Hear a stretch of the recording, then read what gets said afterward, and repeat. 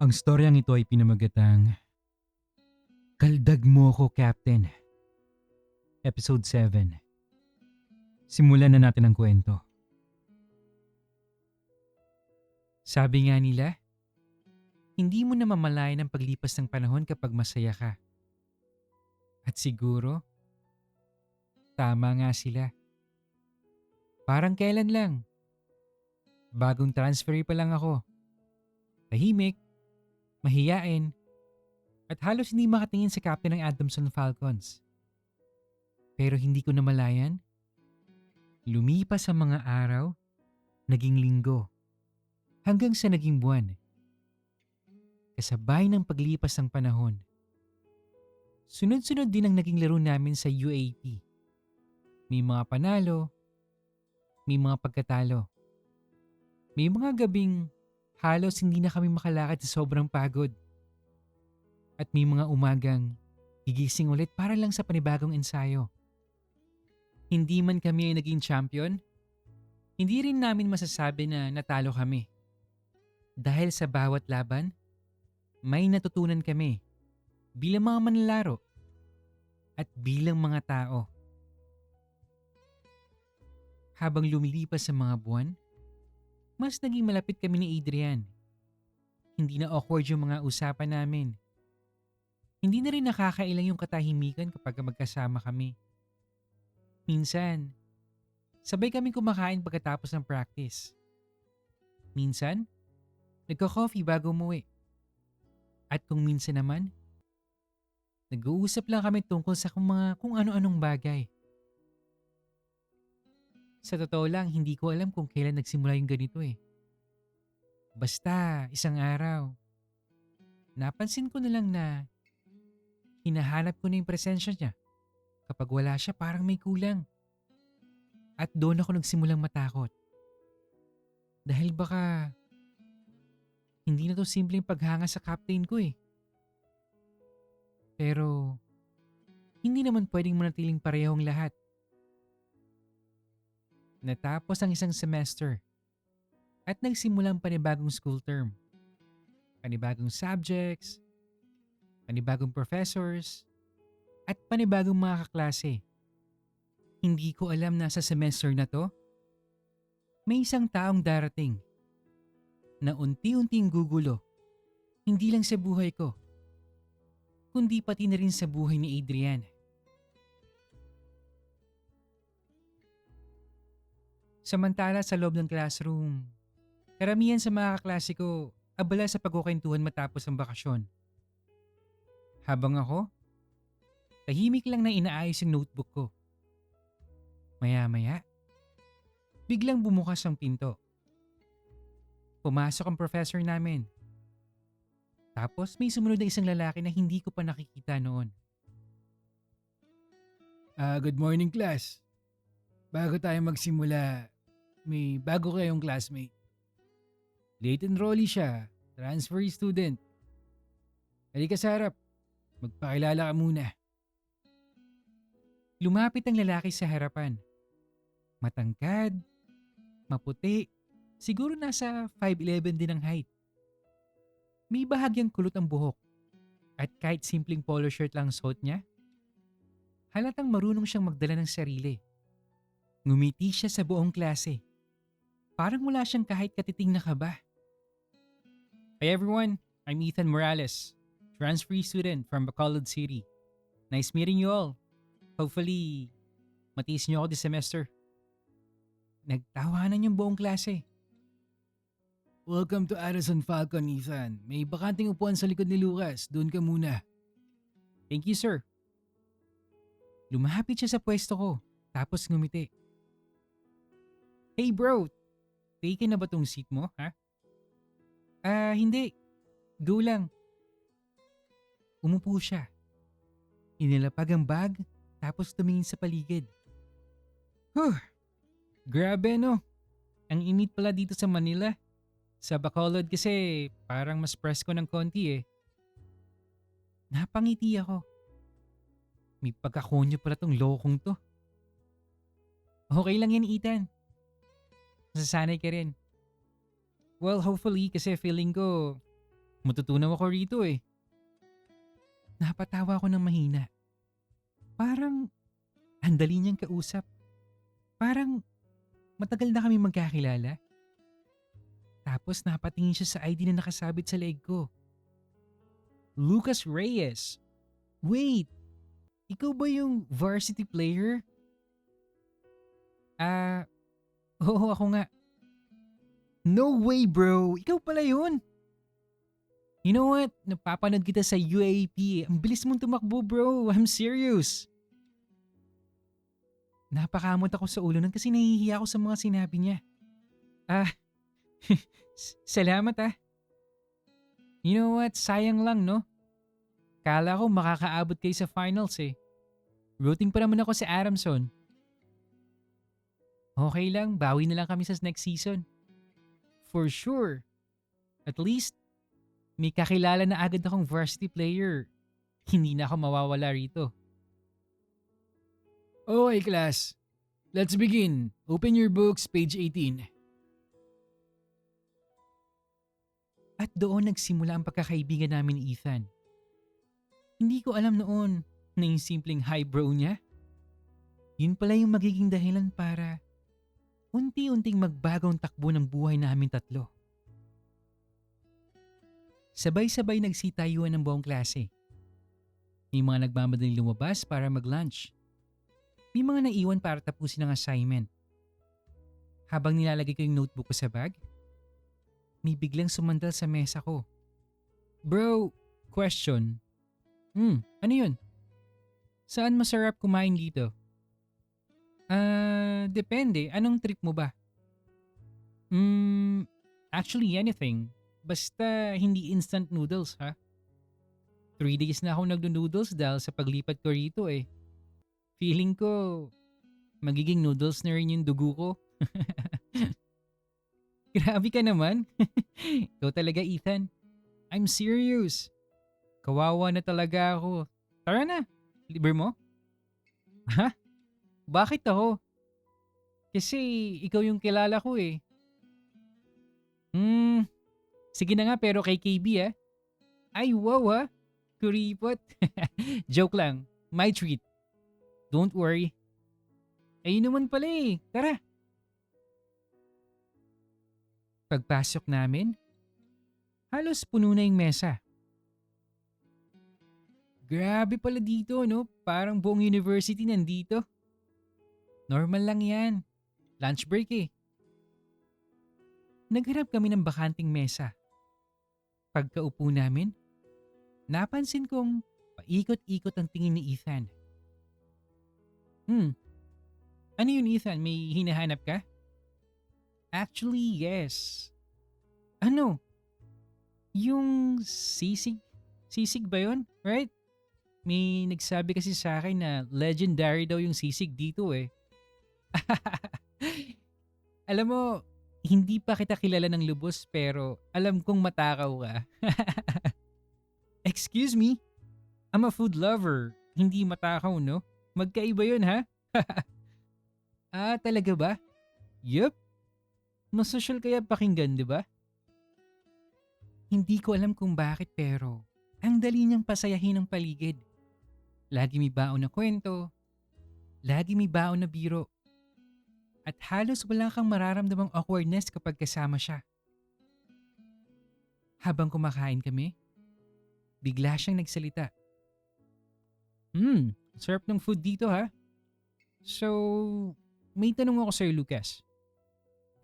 Ano yun? Do you have girlfriend? Ha? Wala akong girlfriend. Never? Never. Seriously? Gwapo ka naman ah. Wala lang talaga. Busy sa basketball. At saka, hindi pa siguro time. Okay. Fair enough. Sandaling natahimik si Ethan pagkatapos ngumiti. You know what? Ako rin. I'm single. Talaga? Yep.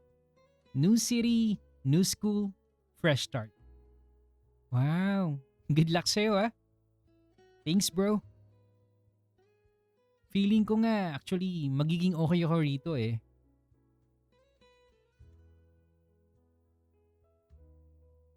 Hindi ko alam noon na ang simpleng lunch na yon ang magiging simula ng isang magandang pagkakaibigan namin. Maya-maya, nag-vibrate ang cellphone ko. Si Adrian nag-chat. Hey Lucas, tapos na class mo? Napangiti ako sa chat noon at mabilis ako nag-reply. Oo, Captain. Papunta na ako. Who's that? Varsity? Oo, Ethan. Practice namin eh. Nice, good luck ha. Baka manood ako minsan. Curious ako kung paano kayo mag-training eh. Sige kung gusto mo. Deal! Sa simpleng usapang yon, hindi ko alam na ang isang simpleng baka manood ako minsan ang magiging simula ng pagkalito ng isang taong hindi pa handang aminin ang tunay niyang nararamdaman. Pagkatapos ng klase, dumiretso na ako sa gym. Katulad ng nakasanayan, may practice na naman kami. Naka-warm up na yung buong team. Habang naghahanda kami, biglang may pamilyar na boses ang narinig ko mula sa bleachers. Hey Lucas! Oh, Ethan! Surprise! Sabi mo pwede akong manood, right? So, here I am. Akala ko nagbibiro ka lang. I never joke about basketball. Well, mostly. Lucas, warm up na tayo! Coming, coach! Tumango ko kay Ethan. Ethan, wait lang ah. Magpa-practice lang kami. No pressure, I'll just watch here. Good luck, bro! Umupo si Ethan sa bleachers. Habang nagsisimula yung practice, isa siya sa pinakamaingay. Come on, let's go, Lucas! Nice shot! Defense! Come on, defense! Ayun! Good job, bro! Napalingan yung ilang teammates ko. Grabe naman yun. May personal cheerleader si Rookie oh. Mas maingay pa nga kaysa sa buong cheering squad eh. Bakit din na lang siya sumali kina Jessica ha? Tungkumag na to. Habang nasa kabilang court, napatingin si Adrian sa bleachers. Sandaling napahinto. Tapos, ibinalik ang tingin sa bola. Habang tumatakbo ako, naipasa sa akin yung bola. Tapos sabay shoot. Woo! Let's go, Lucas! I told you! Shooter! Nice! Napailing si coach habang natatawa. Hoy bata, ikaw ba ang coach dito ha? O ako? Eh kung ikaw na kaya dito ha? Tapos nagtawanan yung buong team sa sinabi ni coach. At si Ethan naman, napakamot na lang sa ulo. Sorry coach, na-excite lang. Okay lang yun bata. Basta huwag ka namang maingay kaysa sa pito ko no? Lalong nagtawanan ng lahat. Nagkataong magka-partner ulit kami ni Adrian sa drill. Lucas, focus. Sorry Captain. Nagpatuloy ang ensayo. Pero ilang beses napapalingon si Adrian sa bleachers. Naroon pa rin si Ethan eh. Palakpak ng palakpak, sigaw ng sigaw. Lahat ng magandang laro ko, may reaction siya. Okay guys, time out. Good job. Habang umiinom ng tubig ang team, lumapit si Marco kay Adrian. Captain. Ano yun? Mukhang may number 1 fan na si Rookie oh. Napatingin ulit si Adrian kay Ethan. O Captain, bakit tahimik ka ah? Ang ingay kasi, nakakawala ng focus. Ikaw lang yata yung naaabala eh. Natural. Ang ingay-ingay nga eh. Pero, bakit parang lahat ng sigaw niya kay Lucas lang? Ay,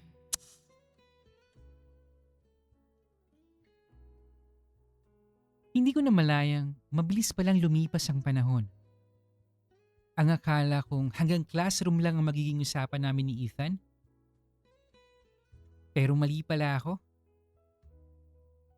Lumipas ang mga araw, naging linggo, at halos araw-araw magkasama na kami. Kapag vacant, sabay kami kumakain.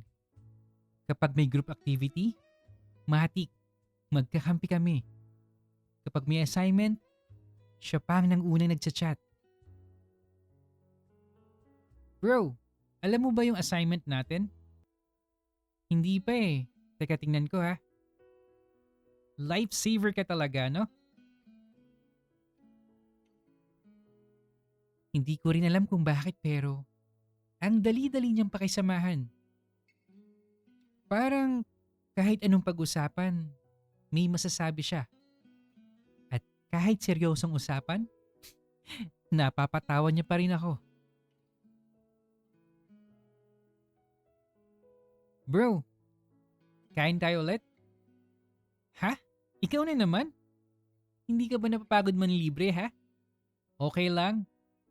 Ako rin naman last time eh, so it's fine. Oo nga, kaya nga nagtataka ako eh. Teka, may kailangan ka ba sa akin? Grabe ka naman. Bawal na ba maging generous? Medyo suspicious eh. Hoy, libre na nga eh. Hindi ko napagilang matawa. Minsan nga napapaisip ako kung nauubusan ba siya ng energy eh. Kinabukasan. Tuwing practice naman, halos hindi na rin nawawala si Ethan. Hindi siya marunong mag-basketball pero halos kabisado na niya ang schedule namin. Let's go, Lucas! Nice one! Hoy, Rookie! Boyfriend mo ba yan, ha?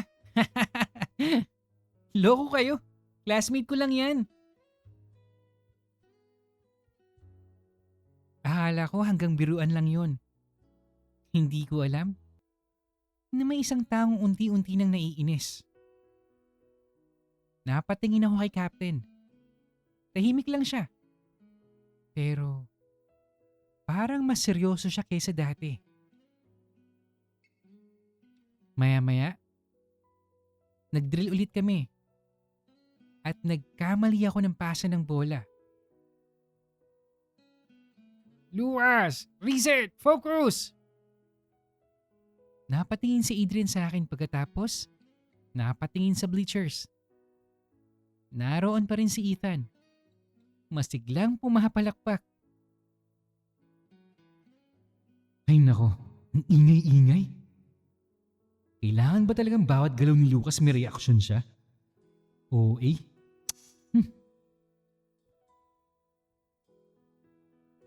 Good job everyone! That's it for today. See you all tomorrow.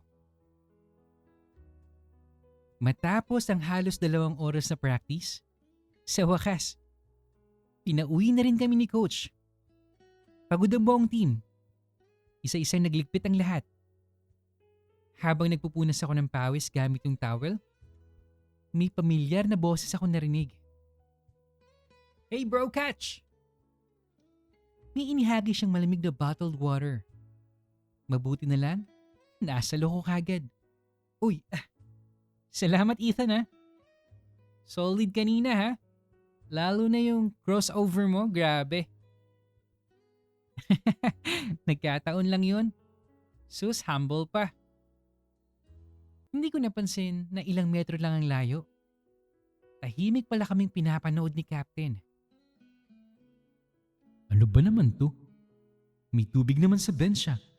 Bakit kailangan pa may pa-bottled water? Lumapit si Marco habang umiinom ng tubig. Captain, uwi ka na ba? Oo, uwi na ako. Antayin natin si Lucas. Saglit na natahimik si Adrian. Napatingin siya sa direksyon namin. Nakita niyang nagtatawanan kami ni Ethan habang nag-uusap. Hindi na siguro. May kasama naman siya eh. Yung simpleng eksenang yun, may isang taong unti-unting nalilito sa sarili niyang nararamdaman. Si Adrian. Habang nilalagay ko yung towel sa bag ko, biglang nagsalita si Ethan. Hey Lucas, are you ready? Ha? Ready saan? Let's go! Hatid na kita. Ha? Naku, hindi na. Magko-commute na lang ako. Bro, seriously? May dala akong sasakyan. On the way lang naman eh. Why would I let you commute? Eh, nakakahiya naman eh. Lucas, we're friends, right? Stop saying nakakahiya. Come on, let's go. Eh, sige na nga. Pero sa susunod, ako naman ah. Deal. Pero feeling ko, hindi kita mapapayag na manlibre eh. Pareho kaming natawa. At sabay kaming naglakad palabas ng gym. Habang sa hindi kalayuan, tahimik lang na nakatingin si Adrian. Ano ba tong lokong to? Araw-araw na lang ba siyang nandyan? At bakit parang ang bilis nilang naging close?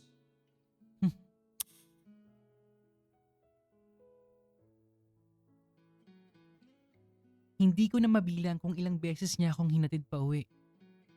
At sa totoo lang, komportable rin akong kasama siya. By the way, Lucas, music? OPM, K-pop, or Taylor Swift? Ikaw na bahala, Ethan. Wrong answer. Driver picks the playlist. Ikaw talaga, Ethan. Dami mong alam. Habang nagmamaneho, biglang tumingin sa akin si Ethan. Bro, can I ask you something? Ano yun? Since you don't have a girlfriend, may nililigawan ka na ba? Wala eh. Really? Sayang. Bakit naman? Nothing. Just checking. Hindi ko nalang pinansin ang sinabi niya. Akala ko, normal na usapan lang. Kinabukasan, mas maaga pa sa akin si Ethan. Nakita ko siya sa parking lot. Nakasandal sa kanyang SUV. May hawak na 2 paper cups ng kape. Pagkababa ko ng jeep, kaagad niya akong kinawayan. Hey Lucas, over here!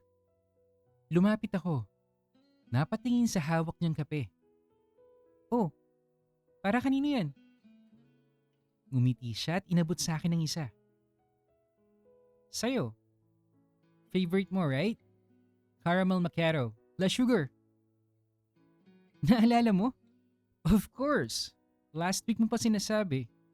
Kaya, eto, this is for you. Salamat ah. Pero, hindi ka na sana nag-abala. Ang mahal kaya nito. Lucas, stop thinking about the price. Coffee lang yan. Come on, let's go. Hindi ko alam kung ganito lang ba talaga siya sa lahat? O sadyang maalaga lang siya sa kaibigan. Pero isang bagay lang sigurado. Masarap yung libre niyang kape. Sabay kami naglakad papunta sa main building. Habang nagkukwentuhan, bigla may humintong sasakyan sa kabilang parking lot. Paglingon ko, pamilyar ang sasakyang yon. Pagkabukas ng pinto, bumaba si Captain. Oh, morning Captain. Napatingin siya sa akin. Pagkatapos, tumingin siya sa paper cup na hawak ko. Morning. Hey Captain, good morning. Oh, morning din. Tahimik lang kaming tatlo habang naglalakad. Hindi ko alam kung bakit pero parang ang tahimik ni Captain ngayong umaga. Bro, Lucas, we have reporting mamaya, right? Oo, first subject. Good. At least, may katabi ako matalino. Baka makapasa ako. Ang OA mo naman. Relax ka lang. Kayang-kaya mo yan. Habang naglalakad kami, nauna kaming dalawa ni Ethan. Tapos kasunod si Captain. Kape? Kahapon bottled water. Ngayon coffee naman? Ano kaya bukas? Breakfast? Ay, teka. Bakit ba ako naiinis? Ano bang pakialam ko sa kanila? Ay nako, ang aga-aga. Pagdating namin sa lobby, tumunog yung elevator. Sabay-sabay kaming pumasok. Captain Adrian, anong floor ka pala? Fourth. Tapos tumango si Ethan nun. Maya-maya, huminto munang elevator sa second floor. Tapos bumukas yung pinto. Tara bro, second floor na. Siya nga pala, lunch tayo later. My treat? Sige. Walang problema. Unti-unti nagsara ang elevator. Bago tuluyang magsara ang pinto, nagkatinginan kami ni Captain. Saglit lang yun, pero sapat para mapansin kong parang may gusto siyang sabihin. Kaya lang, hindi na niya tinuloy eh. Bro na kaagad? Ang bilis naman nilang maging close. Ay. Matapos ang ilang oras na klase, dinismiss na kagad kami ng prof namin. That's all for the day, class. Don't forget your assignment and see you next meeting. Isa-isang nagsitayuan yung mga classmate ko. May mga dormiretso sa canteen, may mga pumunta sa library. Habang ako, tahimik na nag-aayos ng gamit. Maya-maya, may narinig akong tumawag sa pangalan ko. Lucas! Napalingon ako sa may pintuan. Nakatayo doon si Captain. Parang kanina pa nag-aantay. Oh, Captain! Lunch? Tara. Medyo nagulat ako sa sinabi niya. Kasi, ngayon lang si Captain mismo nag-antay sa labas ng classroom ko. Bubuka pa lang sana ako para sumagot nang biglang may sumingit. Si Ethan. Bro, ready? Gutom na ako eh. Tara na. Lumapit siya sa tabi ko. Napansin niyang kausap ko si Adrian. Oh, good afternoon, Captain. Afternoon. Captain, sabay ka na sa amin. Magla-lunch din kami ni Ethan eh. Yeah, come with us. My treat. Saglit na tahimik si Adrian nun. Napatingin muna sa akin pagkatapos kay Ethan. Ay nako. Kasama na naman siya. Hindi ba pwedeng kami lang muna? Epal talaga to. Naku, ano ba yan? Bakit ko naman naiisip yun? Pass na lang pala muna. May kailangan pala akong ayusin sa gym eh. Sige, next time na lang. Sure ka, Captain? Yeah. Enjoy na lang kayo, Lucas. Bye. Tumalikod siya at tahimik na naglakad palayo. Bakit ganun? Bakit parang may gusto siyang sabihin pero hindi na naman niya tinuloy? Akala ko busy lang talaga siya. Ang hindi ko alam, may tanong na pala siyang unti-unting hinahanap ang sagot. Happy Tuesday everyone! Grabe no, August na talaga. Ramdam na ramdam mo na yung rainy season eh. Halos everyday umuulan, tapos minsan may bagyo pa, no? Kaya sana kung nasa labas kayo o bumabiyahe, papasok or pauwi sa work, mag-iingat kayo palagi ah. Huwag niyong kalimutang magdala ng payong at alagaan ang kalusugan niyo. At alam niyo, parang ang sarap makinig ng mga Bill stories kapag ganitong maulan at malamig yung panahon, no? Parang kahit sandali lang, nakakatakas tayo sa stress, sa pagod, at sa lahat na nangyayari sa paligid natin. Nakakapagpahinga tayo kahit 30 minutes lang.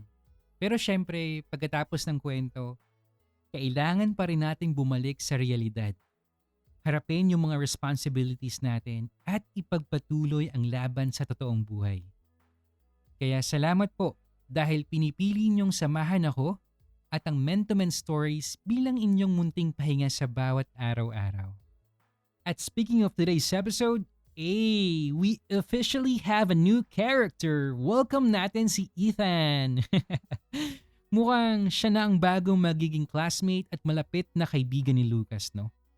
Pero ang tanong, ano nga ba talaga ang magiging papel niya sa buhay ni na Lucas at Adrian? Siya ba ang magiging dahilan para tuluyan ng maintindihan ni Adrian ang tunay niyang nararamdaman? O siya rin ang magiging dahilan para mas lumayo ang dalawa sa isa't isa? You know what I realized after this episode? Minsan, hindi mo talaga malalaman kung gaano kaimportante ang isang tao hanggat hindi mo nakikitang may ibang unti-unting napapalapit sa kanya. Hindi naman kagad selos yung nararamdaman eh. Minsan siguro confusion lang. Parang mapapatanong ka na lang sa sarili mo eh. Bakit parang may kulang? Bakit parang hindi ako komportable kapag may ibang lagi siyang kasama? At doon mo unti-unting marirealize na baka hindi mo lang siya nakasanayang kasama. Baka mahalaga na pala siya sa'yo. Kaya kung may taong importante sa buhay mo, huwag mong antayin may ibang dumating bago mo ma-realize yung halaga niya.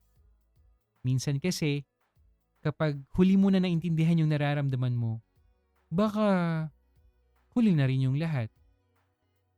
Ngayon naman guys, gusto kong malaman yung opinion nyo. Team Adrian ba kayo? O Team Ethan? At bakit? Comment down below ang theories nyo, binabasa kong lahat ng comments nyo at baka ang comment mo na ang mabasa natin sa susunod na episode. Maraming salamat sa inyong walang sawang suporta. This is Ren Santiago at magkita-kita tayong muli sa susunod na nakakakilig na episode ng Kaldag Mo Ako, Captain. Take care everyone and God bless. If you enjoy our story, don't forget to hit like, comment, subscribe, and hit the notification bell para updated ka sa mga news stories natin. And of course guys, please continue sending your stories sa mentomenstories@gmail.com. Malay mo next time, kwento mo naman ang mabigyan ng buhay dito. Yun lamang po at maraming salamat sa patuloy na pakikinig. Hanggang sa muli.